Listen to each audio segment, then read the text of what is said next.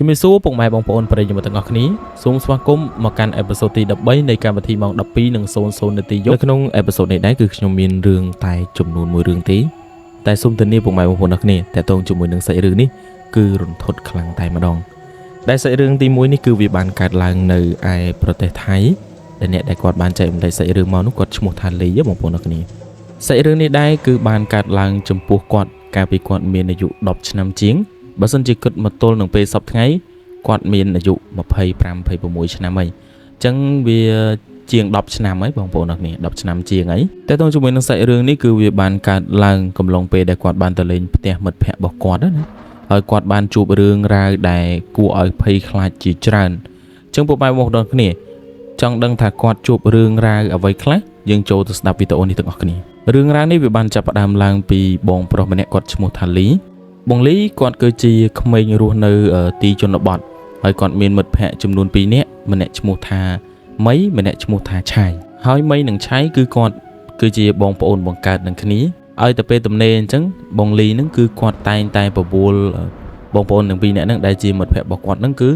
តែងតែទៅដើរចាប់ខ្យងចាប់ក្តាមនៅវាលស្រែអីចឹងទៅបន្ទាប់ពីពួកគាត់ទាំង3នាក់គាត់បបួលគ្នាទៅរកក្តាមរកខ្យងចាប់ត្រីអីតាមវាលស្រែហើយពួកគាត់ក៏នាំគ្នាទៅរកចឹងទៅនៅពេលដែលពួកគាត់រកហ្នឹងគឺលក្ខណៈថាសុបាយណាសុបាយខ្លាំងមែនតើសុបាយដល់យើងចាប់ត្រីបានដោយបានលេងមួយមិត្តភ័ក្តិអីចឹងទៅតែមួយសន្ទុះក្រោយមកឆៃនេះដែលជាប្អូនរបស់មីហ្នឹងគាត់បានមុតជើងជាមួយនឹងសបកខ្យងនៅពេលដែលគាត់មុតជើងហ្នឹងគឺឈាមច្រើនខ្លាំងមែនតើដល់ឃើញអញ្ចឹងពួកគាត់ទាំងពីរនេះក៏បានទុករបស់របរទុកត្រីក្តាមដែលពួកគាត់ចាប់បានហ្នឹងទុកម្លាយសិនហើយពួកគាត់ក៏នាំគ្នាគ្រាឆៃហ្នឹងយកទៅផ្ទះដើម្បីរុំរបួសលាងរបួសអីចឹងទៅបន្ទាប់ពីគ្រាឆៃមកដល់ផ្ទះពួកគាត់ទាំងពីរក៏នាំគ្នាលាងរបួសលាងអីឲ្យឆៃហ្នឹងណាបន្ទាប់ពីលាងបានមួយសន្ទុះបងមីគាត់ក៏ទៅទិញថ្នាំដើម្បីយកមករុំរបួសរុំអីចឹងទៅហើយនៅពេលដែលគាត់និយាយហើយក៏ទុកឲ្យបងលីនៅមើលឆៃតែ2នាក់នៅផ្ទះហ្នឹងចឹងណាបងប្អូនអរគ្នាបងលីបន្ទាប់ពីគាត់លឺអញ្ចឹងគាត់ក៏ឲ្យអូខេឲ្យបងមីហ្នឹងគាត់ទៅចឹងទៅហើយបងមីគាត់ក៏ចេញម៉ូតូចេញអីចឹងទៅណាបងប្អូនអរគ្នាដោយទុកឲ្យបងលីហ្នឹងនៅមើលបងឆៃហ្នឹងម្នាក់ឯងចឹងទៅហើយពាក់ព័ន្ធជាមួយនឹងស្ថានភាពផ្ទះវិញជាប្រភេទផ្ទះឈើបងប្អូនអរគ្នាហើយផ្ទះឈើហ្នឹងក៏មិនមែននៅតែបងមីនិងបងឆៃហ្នឹងដែរគឺគាត់មានលោកយាយម្នាក់ទៀតដែលគាត់នៅខាងក្នុងហ្នឹងដែលជាយាយរបស់2នាក់ហ្នឹងបងប្អូនអរគ្នាហើយនៅពេលដែលបងលីគាត់ឃើញលោកយាយនឹងដំបងបងប្អូនអរគ្នាលក្ខណៈថាគាត់ឃើញលោកយាយហ្នឹងគឺស្គមរិញរៃអត់មានកម្លាំងអត់មានកំហែងគាត់សម្រាននៅទៅលើក្រែសក់សស្គមអីចឹងទៅហើយដូចមនុស្សចាស់ដែលគាត់កំពុងតែមានជំងឺណាក៏ប៉ុន្តែនៅពេលដែលបងមីនេះគាត់ចេញម៉ូតូទៅគឺលោកយាយនឹងហក់ងើបមកអង្គុយហ្មងណាបញ្ជាក់ជូនបងប្អូនអរគ្នាមិនលក្ខណៈថាយើងងើបអង្គុយធម្មតាទេលក្ខណៈហក់មកអង្គុយយកហ្មងណាហើយនៅពេលដែលលោកយាយនឹងគាត់ងើបអង្គុយបងប្អូនអរគ្នាគាត់មកដៃឲ្យលីនេះគាត់ទៅចិត្តលោកយាយហ្នឹងគាត់បាត់ដៃមកនេះហើយនៅពេលដែលបងលីនេះគាត់ទៅចិត្តលោកយាយហ្នឹងក៏យកដៃរបស់គាត់មកស្ទាបស្មាស្ទាបដៃស្ទាបជើងរបស់បងលីហ្នឹងអញ្ចឹងណាហើយនៅពេលដែលស្ទាបហើយលក្ខណៈថាគាត់យកអាដៃរបស់គាត់ហ្នឹងច្រានបងលីហ្នឹងចេញមកច្រានដូចលក្ខណៈថាប៉ះសាច់បងលីហ្នឹងក្តៅកាហាយអីចឹងណាបងប្អូនអរគ្នាហើយនៅពេលដែលអញ្ចឹងគាត់និយាយថាហើយចេញពីផ្ទះអញឲ្យឆាប់ហើយក្តៅកាហាយអីចេះចុះពេញហ្នឹងអញ្ចឹងទៅហើយនៅពេលដែលបងលីគាត់ឃើញអញ្ចឹងគាត់លក្ខណៈថាគាត់ឆ្ងល់យកហ្មងបងប្អូនអរគ្នាលក្ខណៈគាត់ឆ្ងល់ណាគាត់ឆ្ងល់ថាលោកយាយគាត់មានបញ្ហាអីមែនគាត់ខឹងអីជាមួយនឹងបងលីអីមែនអញ្ចឹងណានៅពេលដែលលោកយាយនឹងដេញអញ្ចឹងបងលីនេះគាត់គិតក្នុងចិត្តថាជុំឲ្យលោកយាយនឹងដេញគាត់អញ្ចឹងទាំងដែលគាត់នឹងខំមកមើលរបួសមើលអីឲ្យចៅគាត់អញ្ចឹងណាហើយគាត់ក៏មិនបានគិតអីច្រើនដែរគាត់ក៏បានដើរចេញពីលោកយាយនឹងហើយគាត់មកមើលរបួសមើលអីឲ្យឆៃអញ្ចឹងទៅនៅពេលដែលបងលីនេះគាត់ដើរចេញទៅហើយហ្នឹងលោកយាយនឹងនៅអង្គុយសឡឹងមើលបងលីនឹងតោទៅគាត់ទៅអង្គុយបាត់ចឹងទៅលុះដល់បងមីគាត់ត្រឡប់មកវិញមកទៅទិញថ្នាំទិញអីទុករុំរបួសឲ្យបងឆៃនឹងចឹងណាទើបលោកយាយនឹងគាត់ស្រាប់តែលោតទៅដេកវិញធ្វើដូចអត់មានរឿងអីកាត់ឡើងចឹងបងប្អូនអរគ្នាពេលឃើញអញ្ចឹងបងលីនឹងគាត់ក៏អត់បានគិតអីវិញឆ្ងាយដែរគាត់គ្រាន់តែមានចម្ងល់ថាមិនបានលោកយាយនឹងធ្វើសកម្មភាពបែបប្លែកដាក់គាត់អញ្ចឹងពេលដែលបងមីគាត់ចូលមកដល់មុខផ្ទះអញ្ចឹងទៅគាត់បានចតម៉ូតូចតអីហើយគាត់ក៏ដើរចូលមកអញ្ចឹងទៅនៅពេលដែលដើរចូលមកបងលីនឹងគាត់ក៏និយាយថាឥឡូវឯងមកដល់ផ្ទះដល់អីហើយអញ្ចឹងអញសុំទៅផ្ទះវិញហើយនេះជាសម្ដីរបស់ពួកគាត់និយាយមួយមិត្តភ័ក្តិគាត់អញ្ចឹងណាបងប្អូនអរគ្នាបងមីដល់លឺមិត្តភ័ក្តិគាត់សុំទៅផ្ទះទៅអីអញ្ចឹងគាត់ឆ្ងល់បន្តិចគាត់ឆ្ងល់ថាមិនឯងទៅផ្ទះអញ្ចឹងនៅនឹងសិនហើយលក្ខណៈគាត់ខាត់ណាបងប្អូនអរគ្នា គាត់ខាត់ឲ្យជួយលាងរបួសលាងអីឲ្យប្អូនអញសិនទៅអីចឹងទៅតែនៅពេលដែលបងលីនេះគាត់លឺមិត្តភក្តិខាត់អញ្ចឹងគាត់កូននិយាយថាអូយអញអត់ហ៊ាននៅទេពូយាយឯងមិញដេញអញនៅពេលដែលលឺបងលីគាត់និយាយបែបហ្នឹងបងមីនឹងគាត់កូននិយាយថាយាយអញនិយាយមិនដេញឯងមិនអញអត់យល់ពូយាយអញឈឺ2ឆ្នាំណាគាត់ងើបអត់រួច2ឆ្នាំណាហើយនិយាយក៏និយាយអត់កាត់ដែរគាត់មិនអាចជេរឯងបានបើគាត់ឈឺ2ឆ្នាំហ្នឹងហើយបងលីនឹងគាត់ខំប្រឹងអធិប្បាយថាយាយបងមីនេះច្រានគាត់ចេញហើយដេញគាត់ចេញអញ្ចឹងណាបងប្អូនអរគ្នាថាគាត់ជាមនុស្សក្តៅក្រហាយអីទៅគាត់ខំប្រឹងបកស្រាយណានៅពេលដែលបងមីនេះគាត់លឺបងលីគាត់និយាយអញ្ចឹងគាត់នៅតែនិយាយដដែលហើយគាត់ថាឯងក៏ហក់តែដឹងឯងក៏ហក់តែដឹងពួកយាយរបស់គាត់ឈឺយូរមែន2ឆ្នាំជាងអីហ្នឹងសំបីតែក្រោកក៏ក្រោកមិនរួចដែរនិយាយក៏អត់កើតដែរ2ឆ្នាំជាងអីសំបីតែបាយទឹកអីហ្នឹងក៏គាត់អ្នកបច្ចុកដែរហើយបងមីហ្នឹងគាត់គិតថាបងលីហ្នឹងក៏ហក់ណាលក្ខណៈថាបងលីហ្នឹងគាត់ក៏ហក់ចង់ទៅផ្ទះទៅអីចឹងទៅនៅពេលដែលបងមីគាត់ខាត់ខ្លាំងពេកបងលីគាត់ក៏សម្រេចចិត្តនៅលាងរបួសលាងអីឲ្យឆៃហ្នឹងចឹងណាដល់ពេលលាងហើយបងលីនេះគាត់ក៏លាមិត្តភក្តិរបស់គាត់ទៅផ្ទះលុះដល់2ថ្ងៃក្រោយបងលីហ្នឹងគាត់អត់ឃើញឆៃហើយនឹងបងមីហ្នឹងអត់ឃើញទៅរៀនទេអញ្ចឹងគាត់គិតថាប្រហែលជាជើងរបស់ឆៃហ្នឹងអត់តន់ជាទេគាត់នៅមើលថែឆៃហ្នឹងអញ្ចឹងទៅអត់បានមករៀនណាគាត់គិតអញ្ចឹងបងប្អូនអរគ្នាលុះដល់ល្ងាចឡើងបងលីហ្នឹងគាត់ចេញទៅរៀនគាត់ក៏ទៅផ្ទះគាត់នៅពេលដែលគាត់ទៅដល់ផ្ទះគឺគាត់ឃើញបងមីនេះកំពុងតែអង្គុយចាំបងលីហ្នឹងដើម្បីបបួលគ្នាទៅដេកផ្ទះគាត់ដើម្បីមើលថែរបួសរបស់ឆៃនឹងចឹងទៅដោយសារតែបងមីនឹងគាត់រវល់បច្ចុកបាយបច្ចុកអីលោកយាយនឹងគាត់អត់សូវបានមើលដិតដល់ប្អូនរបស់គាត់ចឹងណាអញ្ចឹងគាត់ក៏ហៅឲ្យបងលីនឹងទៅជួយមើលប្អូនរបស់គាត់ទៅគឺហៅបងលីនឹងឲ្យទៅជួយគេងមើលថែឆៃនឹងតែម្ដងបងលីនៅពេលដែលមិត្តភក្តិគាត់សុំអញ្ចឹងគាត់ក៏អូខេគាត់ទៅដេកជាមួយអីចឹងទៅធម្មតាបងប្អូនអរគ្នាលក្ខណៈថាមិត្តភក្តិនៅភូមិមួយគ្នាអីមួយគ្នាពឹងប៉ុណ្ណឹងគាត់ថាអូខេហើយមានអីជាបញ្ហាទេអញ្ចឹងគាត់ក៏សម្រេចចិត្តទៅដេកមើលថែឆៃជាមួយនឹងបងមីនឹងចឹងទៅនៅពេលដែលបងលីគាត់ទៅដល់គាត់ឃើញដូចធម្មតាអញ្ចឹងលោកយាយនឹងកំពុងតែដេកឈឺនៅលើគ្រែហើយឆៃនឹងកំពុងតែដេកដូចគ្នាដែរហើយនៅពេលដែលយប់ឡើងគឺឃើញថាបងមីនឹងគាត់រៀបចំងូតទឹកងូតអីឲ្យលោកយាយបច្ចុកបាយបច្ចុកអីចឹងទៅឃើញដូចធម្មតាដោយលោកយាយនឹងមានជំងឺដេកនៅលើគ្រែធម្មតាដោយដែលបងមីនឹងគាត់បាននិយាយចឹងណាបងប្អូនអរគ្នាបងលីនឹងគាត់ក៏អត់មានគិតអីច្រើនដែរហើយដល់ពេលយប់ច្រើនបន្តិចពួកគាត់ក៏នាំគ្នាចូលគេងអញ្ចឹងទៅអញ្ចឹងខ្ញុំសូមអធិប្បាយតទៅជាមួយនឹងផ្ទះនឹងបន្តិចណាបងប្អូនអរគ្នាតទៅជាមួយនឹងស្ថានភាពផ្ទះវិញគឺផ្ទះឈើមិនសូវជាខ្ពស់អីហ្មងនេះប្រហែលជា2ទៅ3ម៉ែត្រពីដីទេហើយនៅពេលដែលពួកគាត់គេងហ្នឹងគឺគាត់គេងមុងផ្សេងគ្នាសម្រាប់លោកយាយគឺគាត់សម្រាននៅមុងមួយម្នាក់ឯងអញ្ចឹងទៅហើយពួកគាត់ទាំង3គឺគាត់គេងមុងមួយ3នាក់អញ្ចឹងណាសម្រាប់ឆៃអ្នកឈឺជើងគឺគាត់គេងមកចំហៀងខាងគៀនគេបងមីគាត់គេងនៅកណ្ដាលហើយបងលីគឺគាត់គេងមកជាហៀងទៀតស្រាប់តែយប់ជ្រៅបន្តិចបងលីនេះគាត់លក្ខណៈថាគាត់ប្លែកកន្លែងអញ្ចឹងណាគាត់គេងអត់លក់ទេមានអារម្មណ៍ថាស្អុះស្អាប់រសាប់រសល់ក្នុងខ្លួនអញ្ចឹងទៅគេងអត់លក់អញ្ចឹងគាត់មានអារម្មណ៍ថាក្តៅអីអញ្ចឹងទី1ទី2គាត់ប្លែកកន្លែងផងអញ្ចឹងទៅក៏គាត់គេងអត់លក់ហើយបងលីកំពុងតែគេងអត់លក់គាត់ស្រាប់តែឮសំឡេងក្រឹបលក្ខណៈអានៀបឈើបងប្អូនអរគ្នាអានៀបឈើធម្មតាផ្ទះអានៀបឈើគឺនៅពេលដែលរើបារះអីទូចគឺមានលឺហើយអញ្ចឹងគាត់ក៏ចាប់ផ្ដើមលឺសំឡេងព្រឹប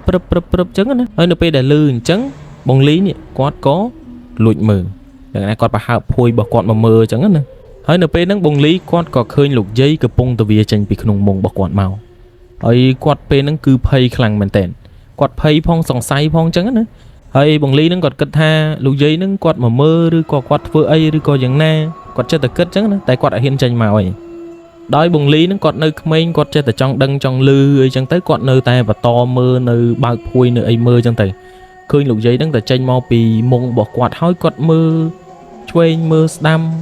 បន្ទាប់ពីមើលឆ្វេងមើលស្ដាំគាត់ក៏បន្តវាទៅរកកម្មចតាហើយបន្ទាប់ពីគាត់វាទៅដល់កម្មចតាហើយបងប្អូនអរគុណគឺគាត់លោតផ្លោតពីលើអានៀបផ្ទះហ្នឹងទៅលើដីយកមកលក្ខណៈថាលោតដូចអង្កែបស្មាតបងប្អូនអរគុណគឺគាត់លោតដូចអង្កែបអញ្ចឹងនៅពេលដែលម៉ូលីនេះគាត់ឃើញលោកយាយនឹងលោតផ្លោតដូចអង្កែបអញ្ចឹងគាត់ក៏ភ័យខ្លាំងមែនតើគាត់ភ័យណាគាត់ភ័យហើយគាត់ក៏ព្យាយាមដាស់បងមីដែលគាត់គេងនៅកណ្ដាលហ្នឹងក្បែរដៃគាត់ហ្នឹងគាត់ដាស់ផងអីផងគាត់ក្តិចផងគាត់មួលផងតែបងមីហ្នឹងគឺនៅតែមិនដឹងខ្លួននៅតែមិនភ្ញាក់អញ្ចឹងណានិយាយអាក្រក់ស្ដាប់ទៅគាត់គេងដូចងាប់អញ្ចឹងដល់គាត់ដាស់បងមីហ្នឹងមិនភ្ញាក់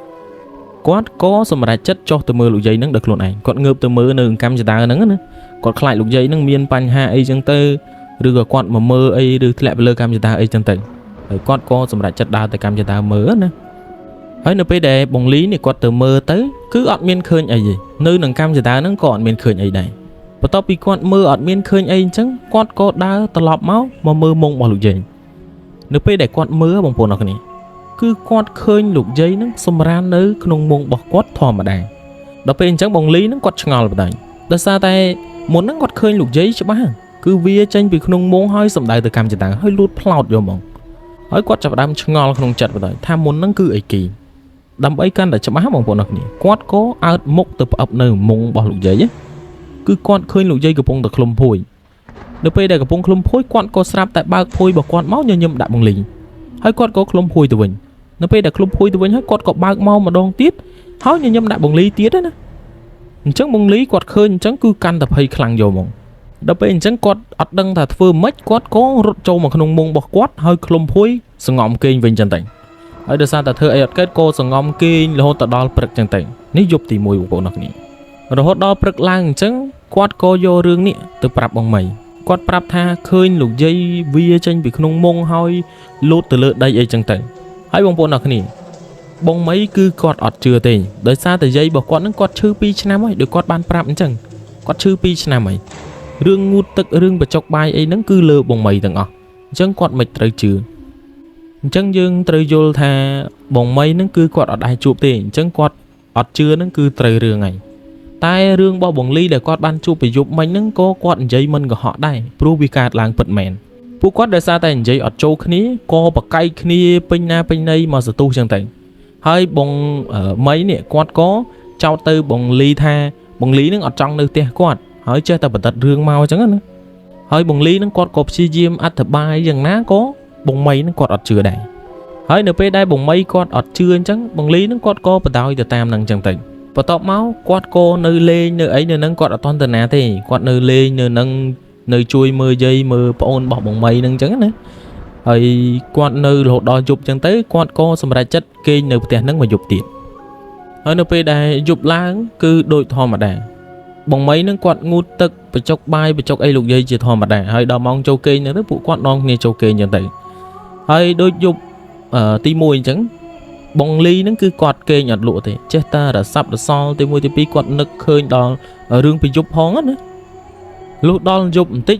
គាត់ក៏ចាប់ផ្ដើមលឺសំឡេងហ្នឹងទៀតហើយបងប្អូនអរគ្នាចាប់ផ្ដើមលឺសំឡេងក្រឹបក្រឹបក្រឹបក្រឹបដូចពីយប់ទី1ណាបន្ទាប់ពីលឺសំឡេងហ្នឹងបងលីហ្នឹងគាត់ក៏អើតមើលម្ដងទៀតគាត់បើកភួយមើលដើម្បីមើលទៅលើសកម្មភាពទៀតចឹងណាហើយឃើញដូចដើមបងប្អូនអរគ្នាគឺគាត់ឃើញលោកយាយវាចេញពីក្នុងមុងមកតែម្ដងហ្នឹងមិនមែនវាទៅរកកម្មចតាទេគឺវាសំដៅមករកពួកគាត់តែម្ដងលោកយាយហ្នឹងក៏ចាប់ផ្ដើមវាម្ដងបន្តិចម្ដងបន្តិចរហូតមកដល់មុងរបស់ពួកគាត់ហើយលោកយាយហ្នឹងក៏បើកមុងហើយអើតតែក្បាលចូលមកហើយខ្លួនរបស់គាត់វិញគឺនៅខាងក្រៅមុងដឹងមិនអត់បងប្អូនអរគ្នាគឺគាត់អោនទៅលិតជើងរបស់ឆៃជើងឆៃដែលមុខរបួសដែលមុតខ្ចងបងប្អូនអរគ្នាគឺគាត់លិតយកហ្មងណាពេលហ្នឹងដោយសារតែបងលីនេះគាត់ភ័យខ្លាំងពេកគាត់ក៏ព្យាយាមក្តិចផងមូលផងលក្ខណៈថាគាត់ខំប្រឹងដាស់បងមីហ្នឹងឲ្យគាត់ភ្ញាក់ឲ្យគាត់មើលឃើញទស្សនវិជ្ជាហ្នឹងតែដូចដើមបងប្អូនអរគ្នាដូចយប់ទី1អញ្ចឹងគឺដាស់យ៉ាងណាក៏បងមីហ្នឹងគាត់អត់ភ្ញាក់ដែរនៅតែគេងដូចខ្មោចងាប់ក៏ដែរអញ្ចឹង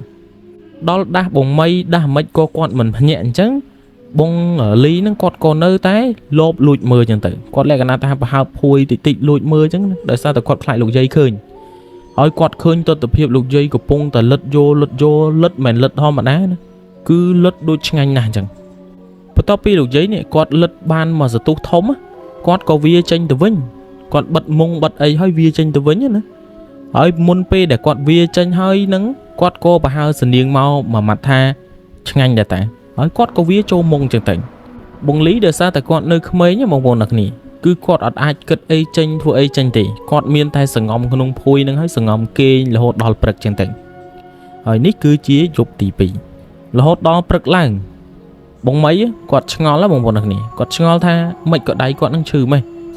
ហើយបងលីហ្នឹងគាត់ក៏និយាយទៅបងមីថាយប់មិញអញវាយឯង thì anh cái đợt anh ao anh ngư mau mà mưa tới được hiệp bao giờ anh cái bông từ lật chương bóp ôn này à cái lại một đập búa vì một son nữa hỏi np đây bông mây lư bông ly con dây trứng quạt ọt chứ hỏi trong khăn ở bông ly đang tiết đó bông quần này mấy ban trâu mà dây ấy đã dây bảo quạt trắng á hơi ngày nâng căn ta chầm lại chứ bông bồn này cứ chương bỏ chay nó cứ ọt chia tỉ lệ cái nào thao vì hông vì kêu hơi một giờ bỏ cho nó tần tịch gì hơi np nắng chay cứ quạt cào ngợp ọt ruột gì đau ọt ruột gì cứ chư khăng dột mỏng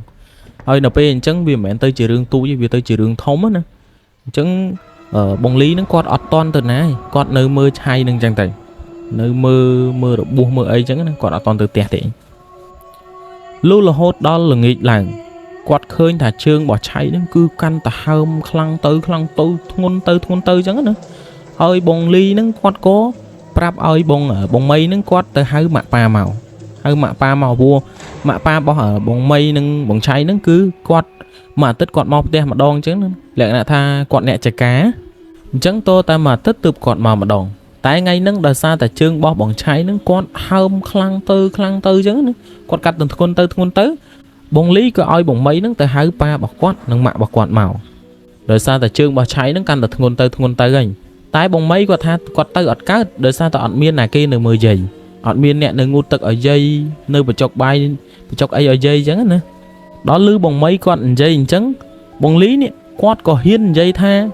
trăm quạt nó quạt bà chọc bay bà chọc ấy lục dày ngụt tật ngụt ấy lục dày chẳng tử tái quạt khla chứ nào bông bồn tái quạt hiên dây biển nó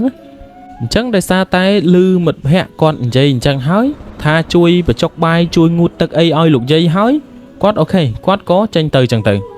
tay np đá bông mấy nó quạt tranh tới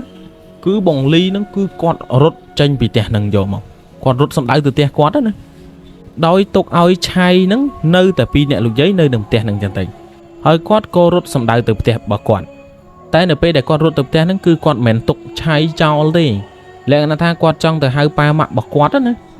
hai ba mạ quạt đời sao tại quạt khải quạt trong hai ba mạ bọc quạt nắng ói máu chui mưa ở chương bỏ chay nâng chân tay tái np để quạt rốt từ đó tía bằng vốn được nè cứ quạt ọt khơi ba mạ bọc quạt đấy np để quạt ọt khơi ba mạ bọc quạt trong quạt cô rốt mau tía bỏ ở chay nâng vinh đã bây mà mưa chay mưa ấy chân tay hơi đôi đa bằng vốn được nè coi ấy chân tay mưa chay mưa ấy chân tới hơi là hột đo ở mong bay mong ấy và chọc mai ngụt tận người ấy dây hói vụ quát còn nóm khía trầu kề chẳng tự hơi quạt đăng tha bồng mây đến quạt tư đo na đo nấy hai ba mạ bảo quạt cứ du khăng mền tèn lột đo dục trời tịch bồng ly đến quạt kê nhặt lộ thiệt hới quạt co chập đam lưu sum lên krip đô dục ngày tì mũi tì pê chẳng hơi np đai lưu sum lên chẳng quạt có chập đam bạc phôi hơi giờ lần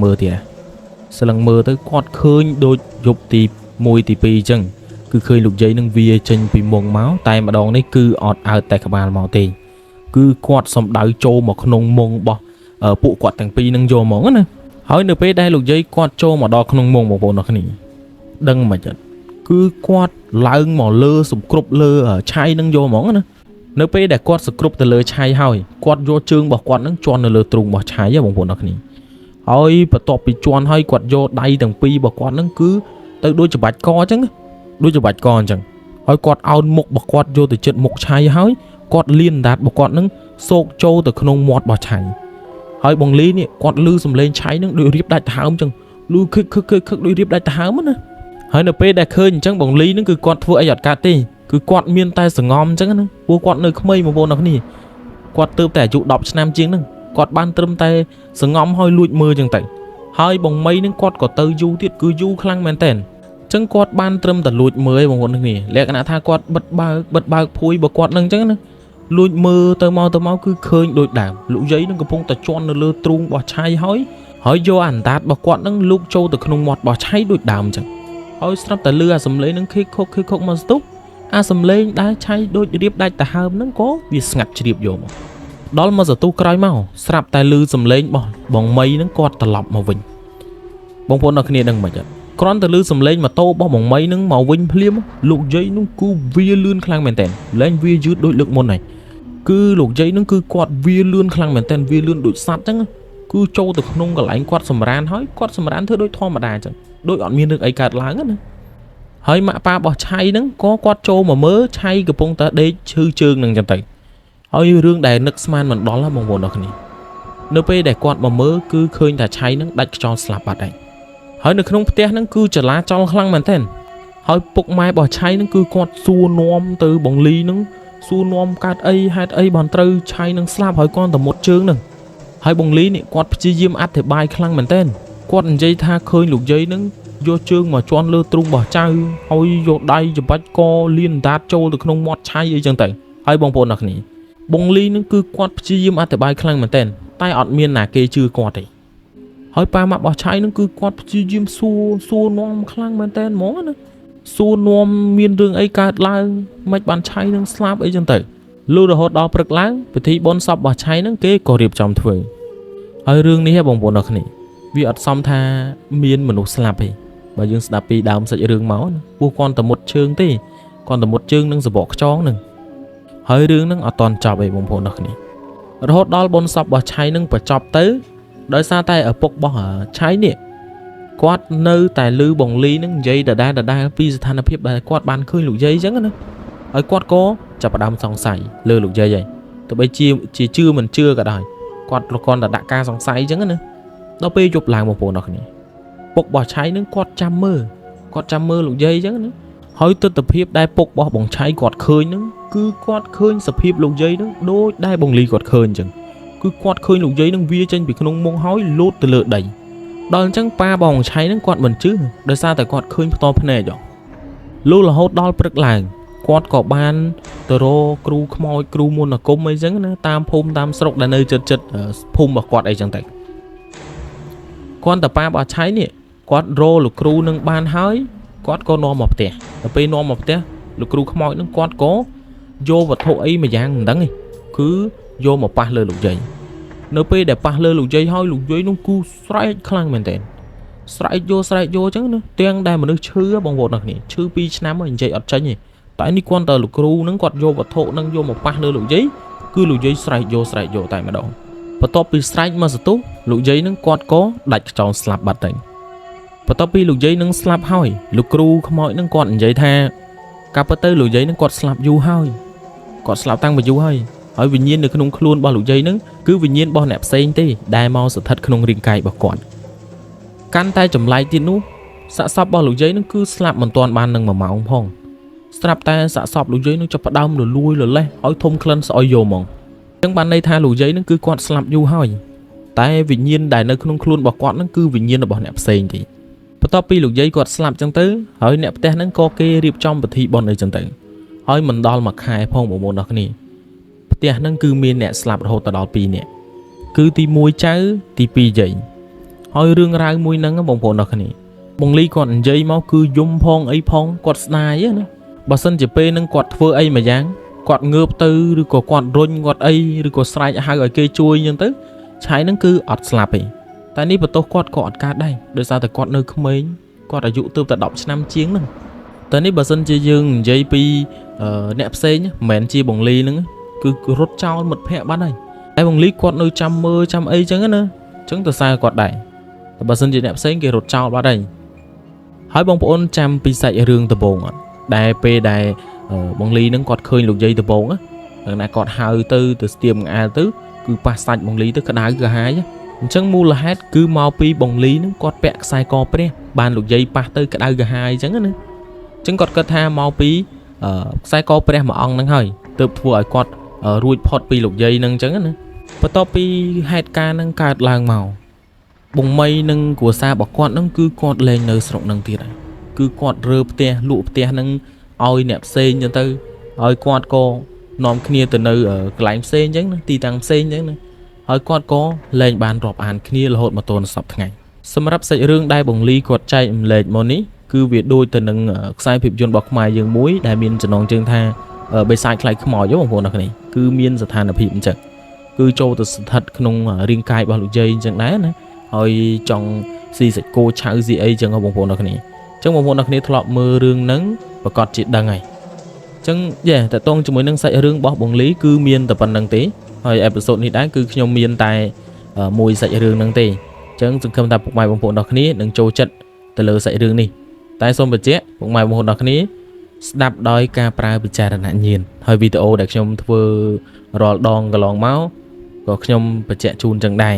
បងប្អូនទាំងអស់គ្នាស្ដាប់ដោយពិចារណញ្ញាណហើយខ្ញុំក៏មិនជំរុញឲ្យពុកម៉ែបងប្អូនទាំងអស់គ្នាជឿណាស់ណាដែរត្រូវជឿដោយពិចារណញ្ញាណទាំងអស់គ្នាហើយខ្ញុំគ្រាន់តែធ្វើវីដេអូនេះឡើងគឺដើម្បីតែកម្សាន្តទេចឹងជាចុងក្រោយជូនពរពុកម៉ែបងប្អូនទាំងអស់គ្នាជួបប្រទះតែនឹងសេចក្តីសុខនិងសេចក្តីចម្រើនរកទទួលទានមានបានទៅណាមកណាជួបតែសុខសុវត្ថិភាពពីខ្ញុំ admin កម្មវិធីម៉ោង 12:00 នាទីយប់សូមជម្រាបលាពុកម៉ែបងប្អូនទាំងអស់គ្នាជួបគ្នានៅអេពីសូតក្រោយ